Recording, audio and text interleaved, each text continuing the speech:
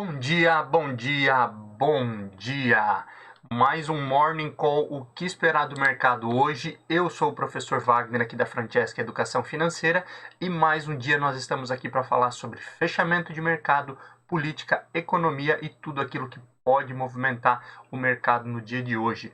Hoje, dia 19 de 3 de 2021, sextamos após uma quinta-feira de bastante oscilação e em uma semana também de muitas expectativas. Olhando para o mercado no dia de ontem, dia 18 do 3, quinta-feira, a volatilidade foi o tema do dia, assim como nós falávamos logo cedo ontem, que teríamos um dia com bastante oscilação no mercado, por conta aí de muitas realizações e de tudo que havia acontecido. Após a alta ali da quarta-feira, com a divulgação de que o Federal Reserve iria manter as taxas de juros mais baixas e aceitaria uma maior inflação em prol da economia, os investidores estavam bastante otimistas na quarta-feira, mas obviamente aí no início de quinta, já falamos ontem cedo, as Treasuries, que são os títulos americanos de renda fixa para 10 anos, considerados aí os títulos mais seguros do mundo, tiveram uma nova alta, chegando aí ao patamar de 1,75% ao ano, o que movimentou bastante o mercado e, obviamente, acaba tirando muitos investidores de renda variável e buscando a segurança da renda fixa, principalmente aí no título com maior segurança do mundo. O movimento fez, obviamente, com que as bolsas americanas caíssem com relação a esse risco, principalmente aí o índice de tecnologia da Nasdaq, que caiu mais de 3% no dia de ontem, principalmente porque as empresas de tecnologia normalmente têm um múltiplo mais alto, ou seja, elas demoram um pouco mais para pagar o resultado aí para os seus investidores. E, obviamente, quando aí nós temos uma taxa de juros mais alta, essas empresas tendem a sofrer primeiro. Obviamente também existe aí o efeito manada de que todas as notícias levam muita gente aí a vender os seus ativos, mas muita coisa aconteceu no dia de ontem por conta dessa volatilidade e desse aumento novamente aí nas treasuries para 10 anos.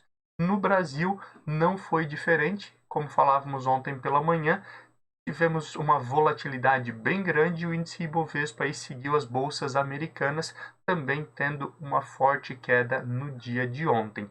Por aqui ainda teve uma forte valorização dos bancos, principalmente por conta desse aumento da taxa básica de juros, que tende, obviamente, aí a levar as instituições financeiras, os grandes bancos, a ter uma maior rentabilidade por conta das taxas de juro. Ontem tivemos aí mais uma forte queda no dólar e o petróleo despencou, tendo aí o seu fechamento ontem do petróleo na maior queda desde setembro do ano passado.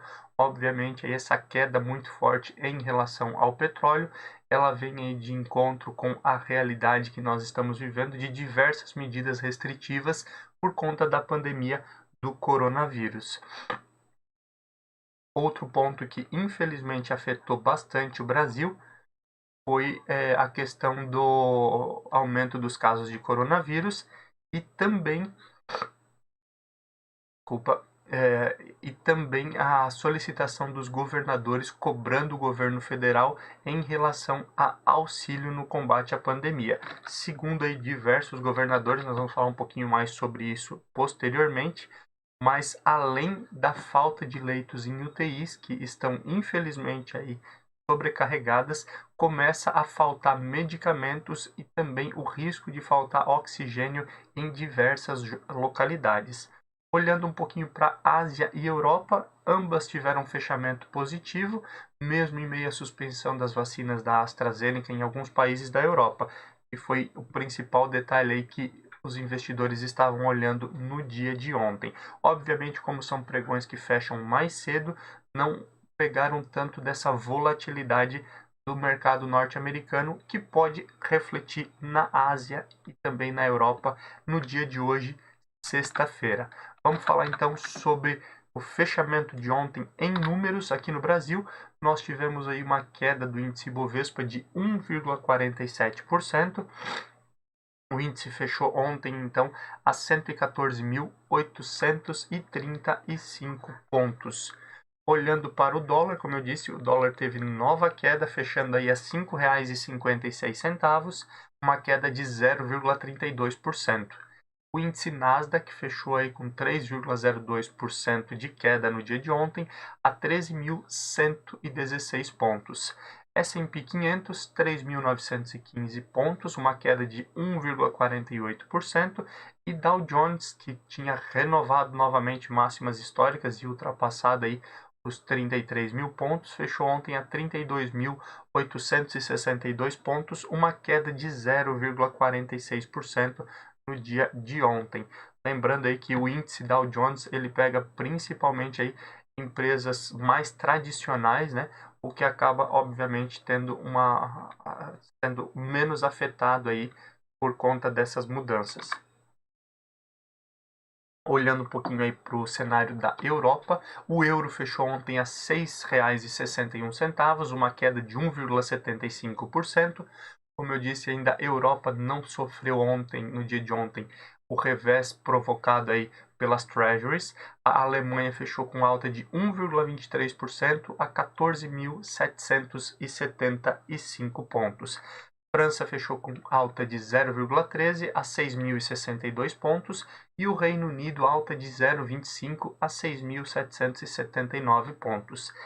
Na Ásia, a China teve alta de 1,12%, chegando a 13.963 pontos, e o Japão alta de 1,01, alcançando aí 30.216 pontos. Olhando aí para as criptomoedas, o Bitcoin teve uma queda de 0,74% no dia de ontem e o Ethereum queda de 2,02%. Olhando aí para petróleo futuro, claramente, e você que nos acompanha diariamente já vê a forte queda aí na negociação de petróleo futuro, onde o Brent ontem fechou a $62,92 o barril e o WTI perdeu os $60, fechando a $59,61 o barril. O índice S&P 500 VIX, que é o índice do medo, a gente sempre ressalta aqui que esse índice ele mede a volatilidade aí das ações no mercado norte-americano. Essa oscilação, lembrando, ela sempre pode ser positiva ou negativa, mas o índice medo ele mede essa volatilidade. Oscilação sempre traz volatilidade, volatilidade traz risco, porque você não consegue mensurar se haverá uma subida ou uma queda dessas ações, e automaticamente quanto mais alto esse índice, maior o risco do mercado acionário. Ontem esse índice fechou a 21,58 pontos, com uma alta de 12,22%. Olhando aí para os metais, o ouro futuro ontem fechou a $1.733,75 a onça, alumínio futuro a $2.216 e o ferro refinado aí mantendo-se a $168,21. Olhando aí para o fechamento de ontem, nós tivemos as principais altas aí vindas praticamente aí de instituições financeiras, de banco. Tivemos aí alta de Sambi11, que é Santander, fechando a R$ 40,88, 2,76% de alta. BBDC3 e BBDC4, que são as ações do Bradesco, BBDC3 fechou com 1,84% de alta a R$ 23,15 e BBDC4 a R$ 26,47. As duas aí com o mesmo percentual de alta de 1,84%. Sabesp aí subiu 1,61% a R$ 42,20, principalmente aí olhando para a mudança, a manutenção do veto ali no marco do saneamento, que nós falamos ontem, que o Congresso aí manteve principalmente aí o veto do presidente aí no marco do saneamento. O principal ponto aí que foi mantido é a questão de que não será permitido a renovação da licitação por mais 30 anos, como estava no projeto inicial, sem licitação nas empresas aí de saneamento. Sula 11, que também é uma empresa da área financeira, também fechou em alta de 1,53% a R$ 36,38. E Tub3 e Tub4, que não apareceram por aqui, não contabilizaram entre as principais altas, principalmente porque eles vêm de recente pagamento de dividendos.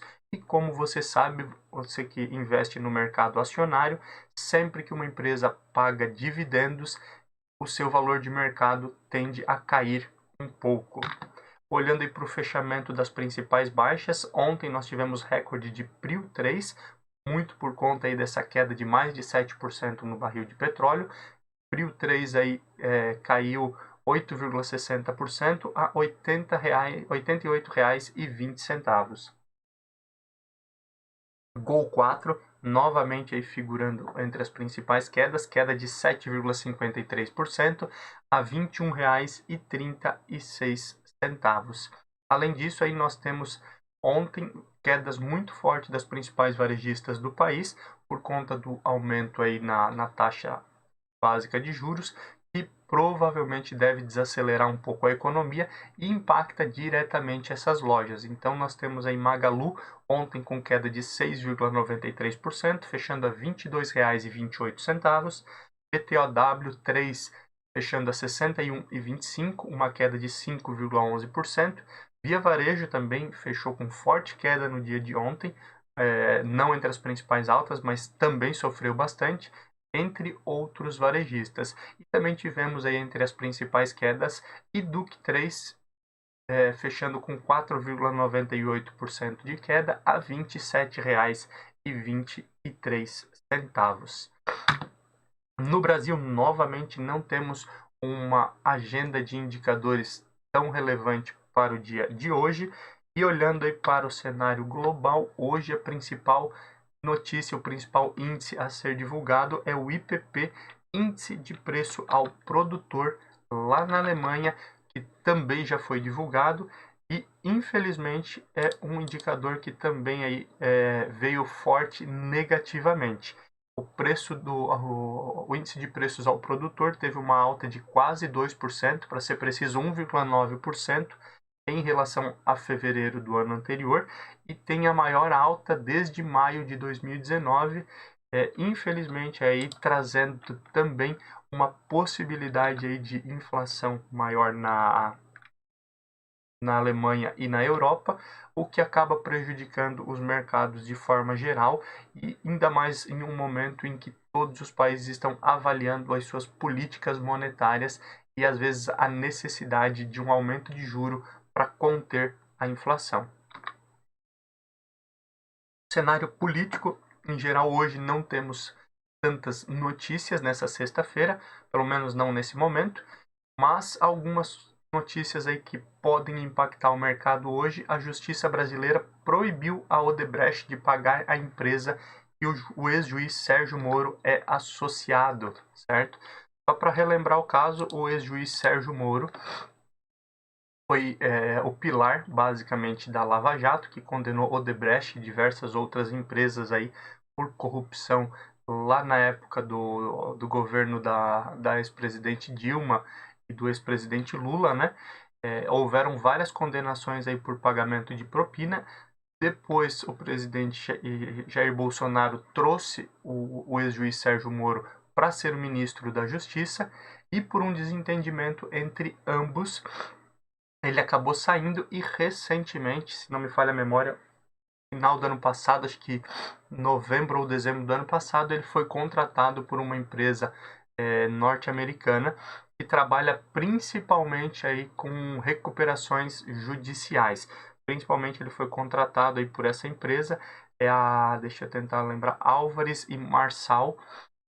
Essa empresa aí, ela trabalha com a recuperação judicial, e entre os principais clientes estão também alguns clientes aí que pediram recuperação judicial após a Lava Jato, principalmente aí por conta do escândalo que houve na época, o risco de imagem, o dinheiro que foi perdido, também o dinheiro que foi devolvido aos cofres públicos por essas empresas.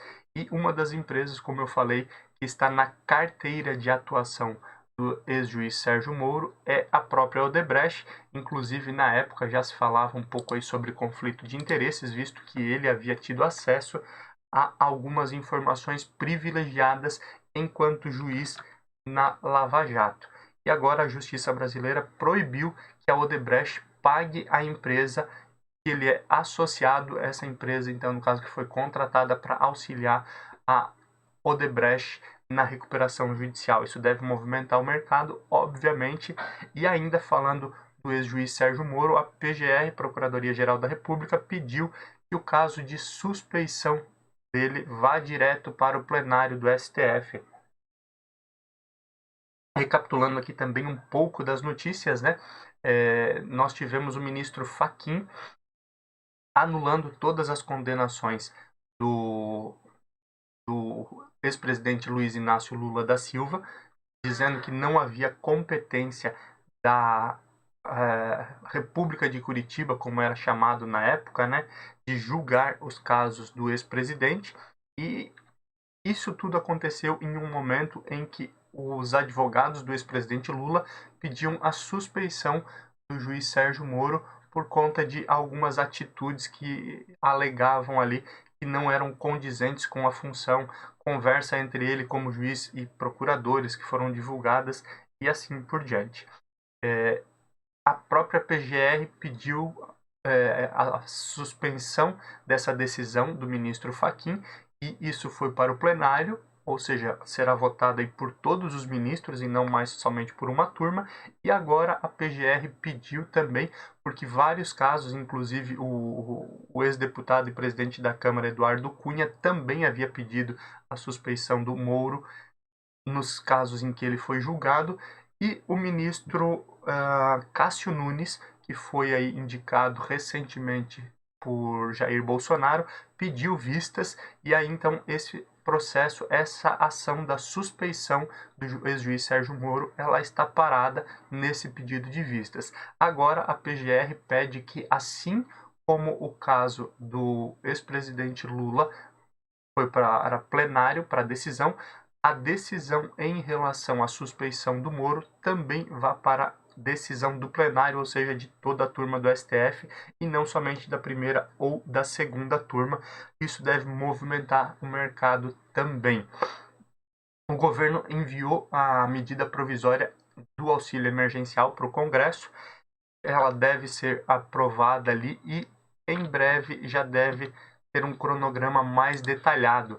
Mas, a princípio, os beneficiários de Bolsa Família vão receber conforme o calendário habitual do programa e o restante vai receber via conta digital da Caixa Econômica Federal ali, que foi criado para aquela conta social digital, na verdade, onde já recebiam anteriormente o benefício. As novas regras do programa basicamente aí determinam que só terão direito ao benefício famílias com renda total de até 3 salários mínimos e aonde cada pessoa tenha um salário mínimo, um salário inferior a meio salário mínimo na família, certo? Tivemos aí no ano passado, infelizmente, diversas pessoas aí que não se enquadravam e acabaram pedindo e recebendo o auxílio emergencial, inclusive aí muitos casos de pessoas que esse ano terão que devolver no momento da declaração de imposto de renda. Esse auxílio emergencial agora ele deve ficar aí entre 150 e 375 reais, dependendo aí de cada caso.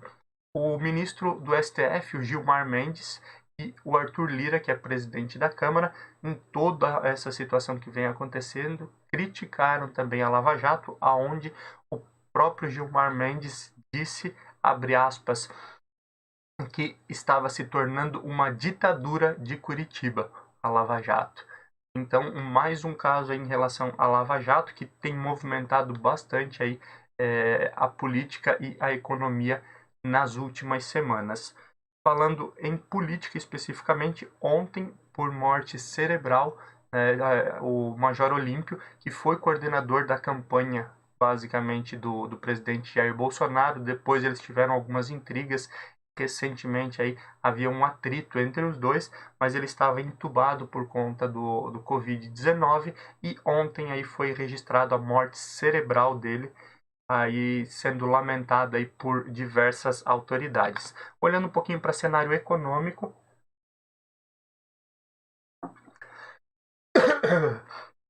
além de tudo aquilo que aconteceu no dia de ontem no mercado, todas as quedas e tudo que já estava preocupando, ao final do dia, o André Brandão, que é o presidente do Banco do Brasil, eu digo até o dia 1º de abril, e não é mentira, não é mentira, ele pediu ontem, após as 18 horas, a renúncia junto ao presidente e ao ministro da Economia, e logo depois o governo então já decidiu que Fausto de Andrade Ribeiro, que está à frente da administradora de consórcios, né, diretor da administradora de consórcios do Banco do Brasil, vai assumir a partir do dia 1º então de abril a presidência do Banco do Brasil. Aqui também vale a pena você relembrar o que aconteceu. O André Brandão, ele vinha de mercado, ele foi inclusive diretor do HSBC no Brasil. Ele veio para dar uma tocada diferente aí para o Banco do Brasil. Estava num projeto aí de digitalização e ampliação de agências digitais, contas digitais do Banco do Brasil, mas o presidente da República, Jair Bolsonaro, em alguns momentos já havia mostrado insatisfação, principalmente com o programa de demissão voluntária e fechamento de agências que o André Brandão tinha colocado alguns meses atrás. Quase naquele momento aí houve uma demissão do André Brandão, que foi segurada aí principalmente pelo Campos Neto, que é o presidente do Banco Central.